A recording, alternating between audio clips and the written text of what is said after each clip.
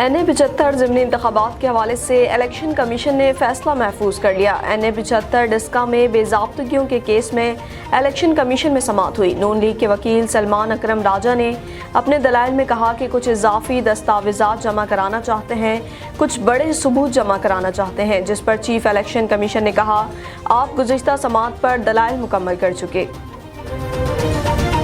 سلمان اکرم راجہ نے کمیشن کو بتایا کہ کچھ اضافی چیزوں پر دلائل دینا چاہتا ہوں۔ الیکشن کمیشن کی پریس ریلیز تاریخی ڈاکیومنٹ ہے۔ یہ 23 پولنگ اسٹیشنز کا نہیں، پورے حلقے کا معاملہ ہے۔ PTI کے وکیل علی ظفر نے کہا کہ تاخیر سے پہنچنے کو ٹیمپرنگ سمجھنا مفروضہ ہے۔ الیکشن کمیشن ووٹنگ سے روکنے پر کارروائی کر سکتا ہے۔ انکوائری ٹرائل الیکشن کمیشن نہیں، الیکشن ٹریبیونل کا مینڈیٹ ہے۔ ممبر الیکشن کمیشن نثار درانی نے کہا کہ اب پریزائڈنگ افسران کا غائب ہونا قانون کی خلاف ورزی نہیں، جس پر علی ظفر نے کہا کہ میرے مطابق پریزائڈنگ افسران کا غائب ہونا خلاف قانون نہیں تھا۔ ان پریزائڈنگ افسران نے وضاحت دی